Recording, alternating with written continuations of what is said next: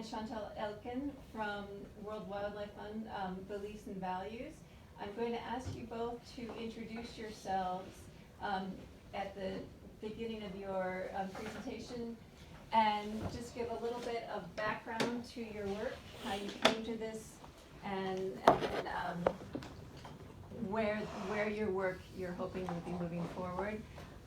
Lisa, do you need to share anything on screen? Okay, let's see if that will work for you. Oh, am I up first? Oh, no, Chantal can start. She said she could, I wasn't, so that's fine. Shock! Ah. Sure, no problem. Okay, thank you, Chantal. Let me share my screen and see if it works. That's great, that's working. That works? Beautiful. Yes, thank you. Fantastic. Thank you so much, Emily, and it's such a pleasure to be here. Thank you for inviting me to this really interesting discussion, and a pleasure to meet all of you. So yeah, I am Chantal Elkin, and I run the Beliefs and Values program at the World Wildlife Fund, which many of you probably know is one of the largest conservation organizations in the world. We're in over 100 countries. Our mission is to stop the degradation of Earth's biodiversity and to help build a future where humans and nature can live in harmony. And we're probably the only major conservation institution that also has a program now dedicated to working with faith groups. And when I say faith groups, I mean religious and spiritual partners, institutions, communities, and leaders. So the goal of the Beliefs and Values program is really to engage with faith groups as key stakeholders in conservation, because they haven't really been a focus in conservation historically, but that's been changing certainly over the last 5 years in particular.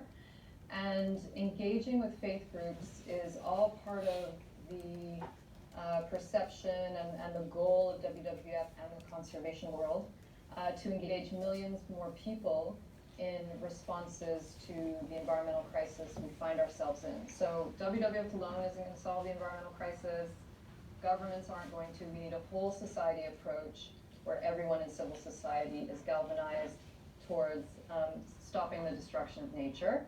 And we also want to ensure that our conservation action is much more inclusive and relevant in the communities where we work. And we work in some of the most religious societies in the world. But sometimes I still get asked, why should we work with religion? And I can answer in two ways. Usually in the conservation community, I'll answer from a very practical standpoint, which is depicted by this infographic on the power of faith, and basically speaks to the fact that most of the population in the world affiliates with a religious or a spiritual tradition, that faiths have huge assets and influence in terms of owning and influencing 15% of the earth, 5% of commercial forests, 10% of financial institutions, almost half of the world's schools are run by faiths. And we know that faith leaders from Pope Francis to very, very influential Buddhist, Hindu, indigenous, other leaders are very trusted moral guides by billions of people and can really impact the way that people see and treat nature. And also faith groups have incredible networks of communication through their houses of worship, their women's groups, their youth groups. They have their own media houses. They have huge purchasing power. So from a very practical perspective, working with faith groups in conservation really makes sense. However, I think a more interesting and deeply meaningful way to answer that question, why work with faiths, is that bringing the faith and conservation world together can bring us into the perspective that the religious and spiritual traditions bring in terms of looking at our deep connection and our deep responsibility to nature, which is so fundamental to our human condition, our connection with the natural world. And this is often something that's really left out of mainstream conservation discourse. So in my program, I'm very interested in the question of how do a community's spiritual and religious beliefs and values influence the way that they treat nature, and how can we bring that into our conservation strategies around the world.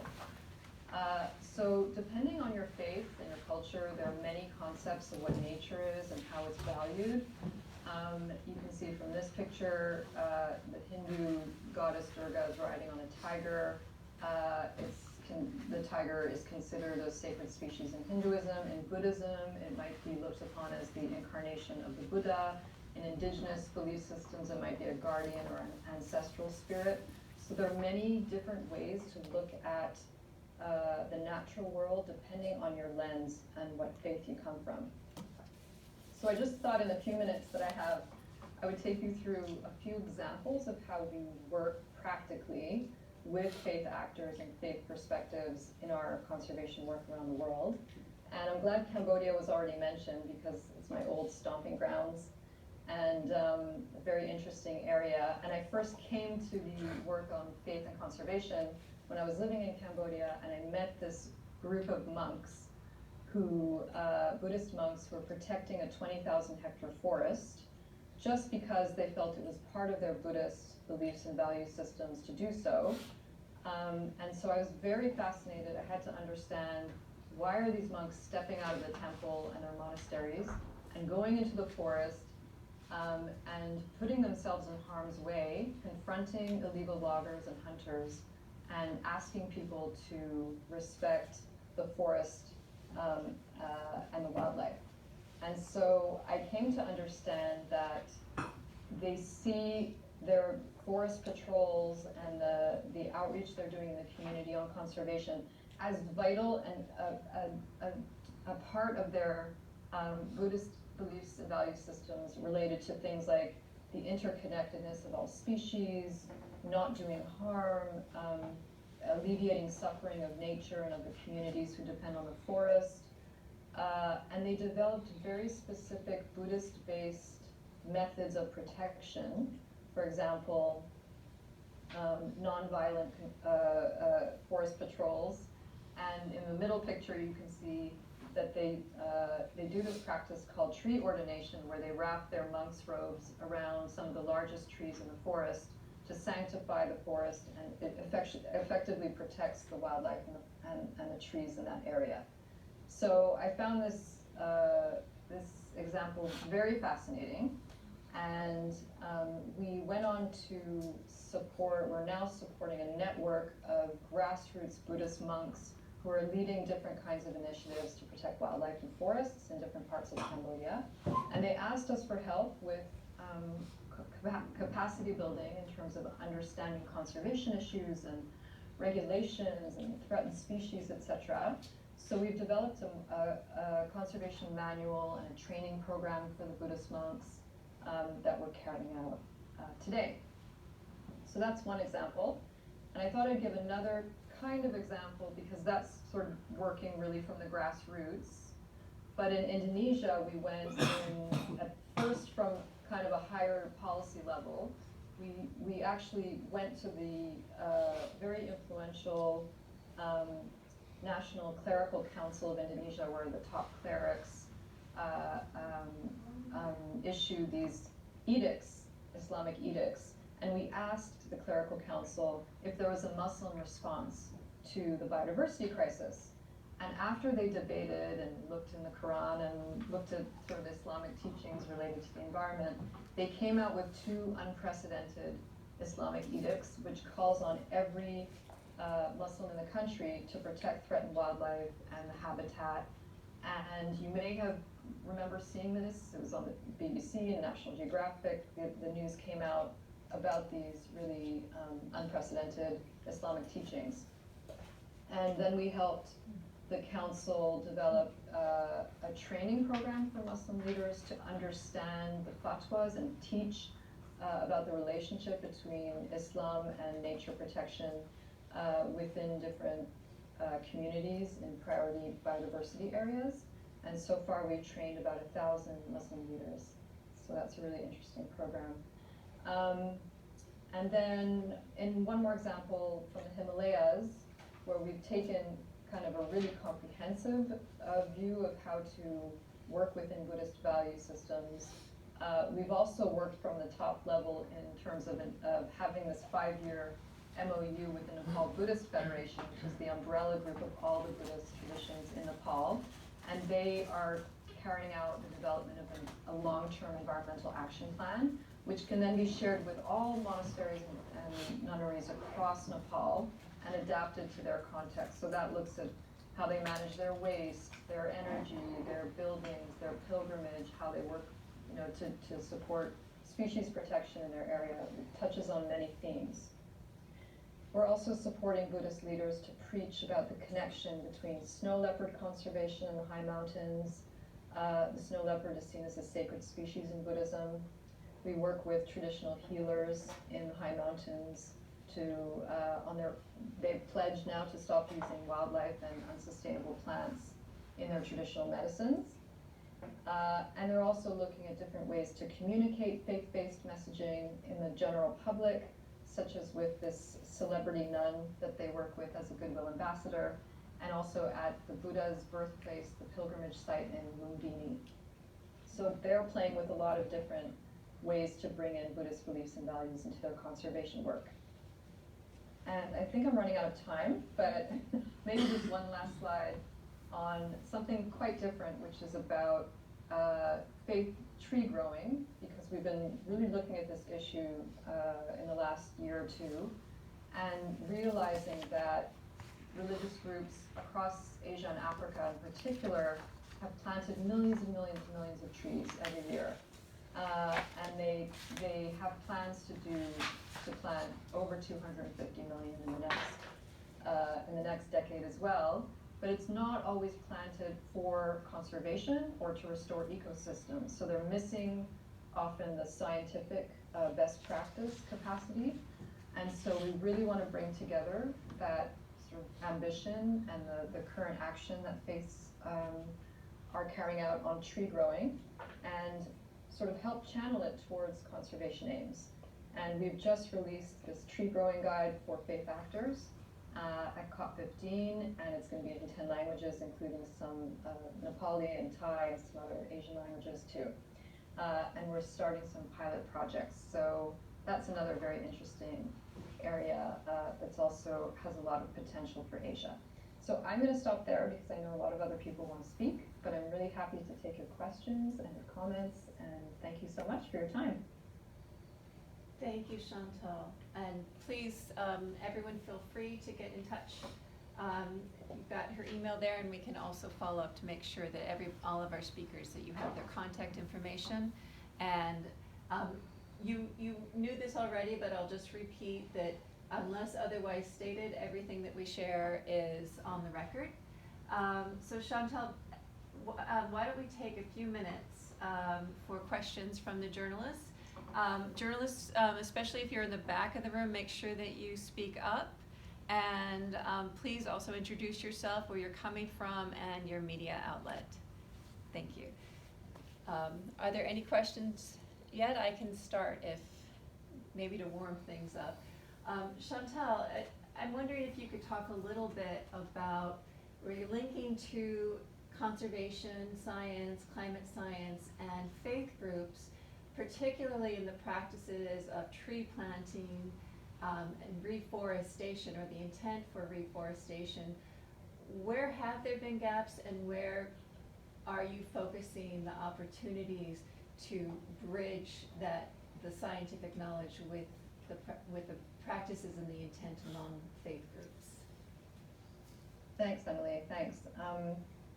Yeah, we've, as I said, we've conducted some research in the past year to understand the global trends in faith tree growing, and we realize that religious groups plant trees for different reasons. So they might plant it to replant a spiritual forest, or as on special auspicious days like weddings, or different religious holidays. But often it's like a one-day or a one-event planting drive, and there's not necessarily the the whole process of tree growing isn't necessarily followed through so that trees can thrive and survive. Nor is there always an awareness about which species should be planted in which ecosystem, and where the trees could be planted to have the most conservation impact. So one of the gaps we've seen is, even though there may be a really strong intention in the faith group to not only plant trees for food or for wood or to commemorate a special occasion or for spiritual reasons, many faith groups also want to plant trees for conservation, but they don't have the technical capacity. So that's why we created this faith guide and a training, we're working on a training program, because the faith groups often ask us for that scientific understanding and capacity. So that's one area we're working on. And then we also are trying to develop some pilot projects right now in East Africa, but we'd love to do some in Asia, where we could really work together with faith partners to plant trees, for them to help grow trees in specific areas that can connect and help restore ecosystems. So this focus can really unlock a lot of faith-owned land that the faiths that we've been working with so far are very open to contributing the land that they own around their houses of worship, around their schools, or their farmlands, which are considerable, that they can replant and grow trees on that land, and often that connects degraded landscapes. So in between, for example, two protected areas, faith-owned lands can help regrow trees that will connect those protected areas. So we're trying to look at different ways that faith groups can really contribute to ecosystem restoration. Hope that answers some of the questions. Yeah, that's excellent. And there we go. Now we're warmed up. Kalpana. Thank you so much for that fascinating presentation. It has just so much in it. I want to just focus on one part of it when I see, the Buddhist monks in Cambodia working on conservation, on doing tree ordination. So there are two related questions I have. One, what is the support that they start to get from the community? And the second is that a lot of deforestation is linked to development, economic growth, also illegal logging, etc., etc. I mean, there are a lot of related factors. So how do you address those? Because unless those are addressed, and that massive projects that are actually, taking land for development, you have to work with the government. I don't know, it's a broad question, but I'm throwing it out there to just see what are your thoughts on that. Thank you so much. The first question I think you asked was about the community engagement, is that correct? Yes. So in this area, when the monks started to protect the forest, it was after the civil war in Cambodia, and there weren't very many environmental laws around. So the monks just started to protect the forest by walking around it and asked loggers to please stop hunting and logging. And because of their position as respected monks in the society, people actually started to listen to them. And then eventually they got permission from the governor to protect the area as a community forest, and now the government has recognized it as a wildlife sanctuary, so it's even more formalized, and they've expanded the area. So that's sort of a conservation success. But in terms of the community engagement, when the local community, who are very poor and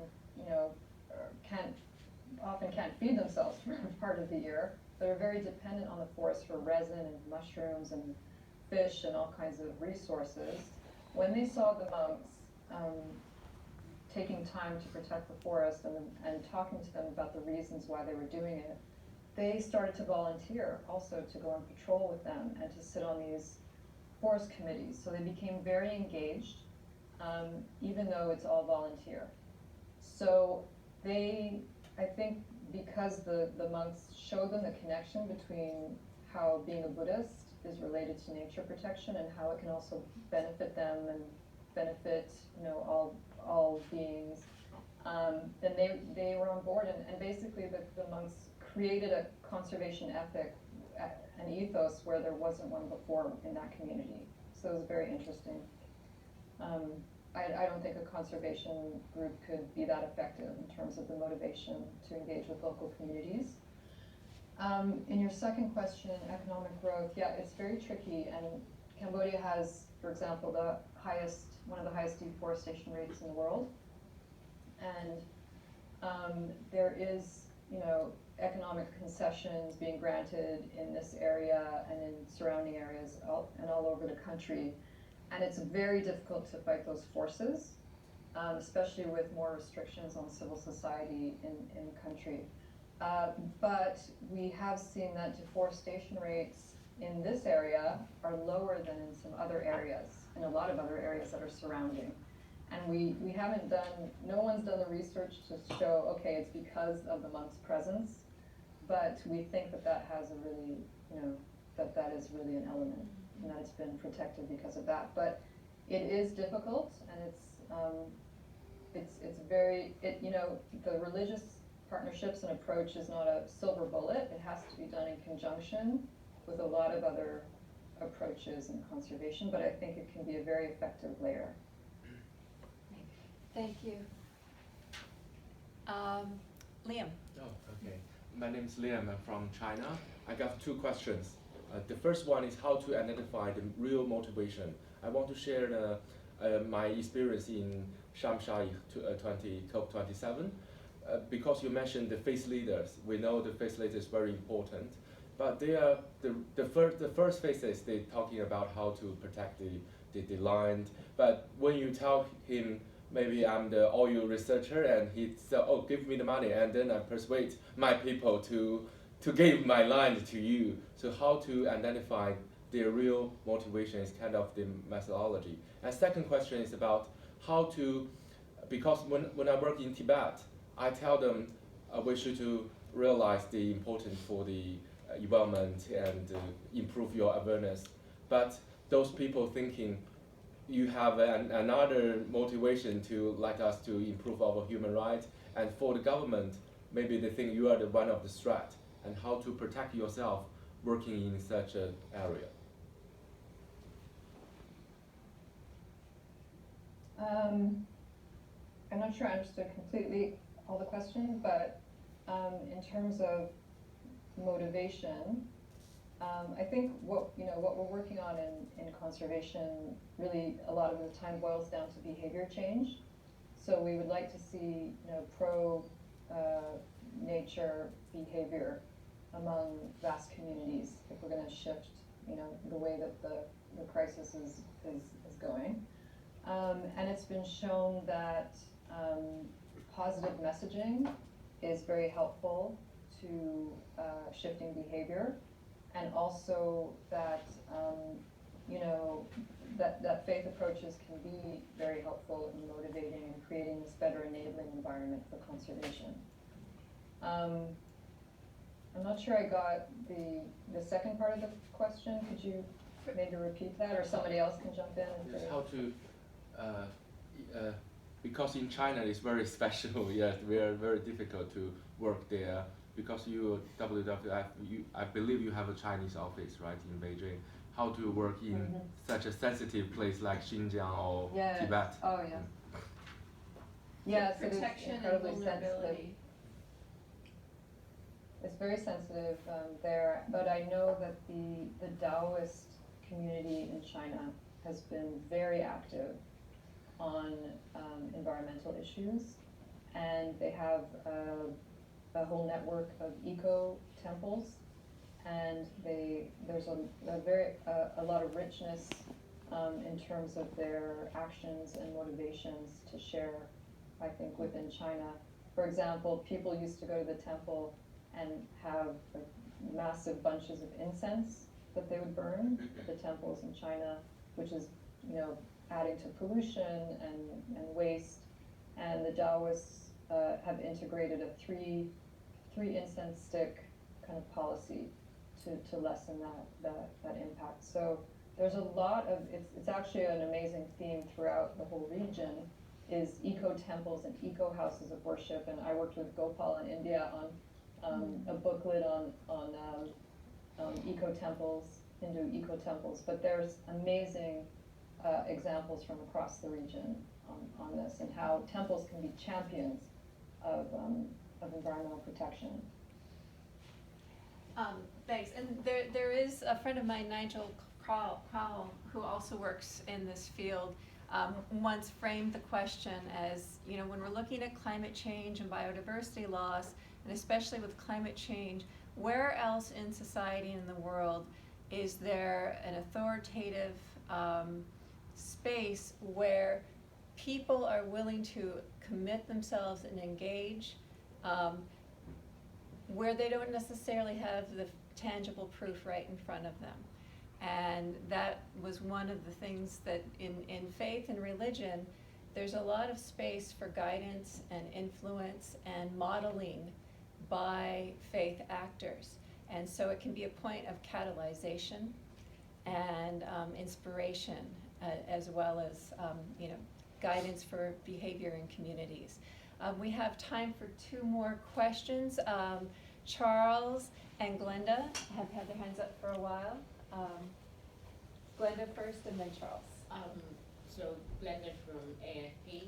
I'm just wondering, how do you identify projects? So do you, say, look at places with severe biodiversity loss and you go there and look for communities they can work with, including faith groups? Or do you actually look for activists, faith groups already on the ground in areas of interest, and then you work with them? So, you know, where is your role in this, in identifying projects? Thank you. It's quite an organic process. We have offices around the world, so we basically work with those offices to see which offices are most interested in engaging with faith partners, and there's actually a huge demand within WWF to do so, and we're working probably with about 9 country offices right now, and it's partly a capacity issue, but a lot of the programs have been in Asia because I've worked there historically, so we've been building on kind of what's been done. But for example, our Nepal office, the head of the Nepal office is a devout Buddhist, so he and a very famous conservationist, and so he gets it right away that religion is such a powerful force in Nepal and could be really, religious actors could be real allies in his conservation work in Nepal. So in that, we would have a discussion, and then we would think about a strategy and the partnerships. And in some other countries, it's not as relevant or as obvious. But usually, I would say it can apply to almost any context, and we just try to look for the opportunities and the partnerships that are available. So it's really context specific. But like in Indonesia, like I said, I mean, we just arranged a meeting with the top clerics, and we had a roundtable meeting and started to discuss biodiversity issues. And then 6 months later, we had these fatwas, and it was a very, sometimes it just works really quickly, and they're obvious partners, and other times it takes more of a process. So I don't have one answer for you, but it's quite organic. Brief question from Hi, Charles. I'm Charles from CNA. How do you deconflict religions who condone the killing of animals, and how you balance that with promoting biodiversity? And I'll give you 2 examples for context. So for example, in Indonesia, there's this culture called the Torajans, and they still believe in animal sacrifice. So like I visited a community where when they have funerals, typically they slaughter 500 pigs and 30 buffaloes just for one funeral. And so how do you balance things like religions that promote animal sacrifice with protecting biodiversity? And I've got a friend who does a lot of work in conservation and in promoting the protecting of marine biodiversity, and she's in conflict with her own her own mom, who is a religious leader, a Christian religious leader, who says that God allows us to created a fish for us to eat, and she's promoting like alternative proteins and stopping overfishing. And the mom, who's a religious leader, is telling her, God made the fish for us to eat. So yeah, how do you deconflict issues like that arise from religion? Thank you, that's a very good question. Can I suggest something actually, Chantal? Yeah. I think that question is also something that both you and Lisa will be able to speak to, and then also later, Fred and Gopal. So perhaps if we Sure. do not forget that question has been asked, but I think it would be good to open up with the group. So thank you so much, Chantal, and I hope Thank you can stick on, stay on while we, for Lisa's presentation and then for a few more questions and discussion. So welcome, Lisa.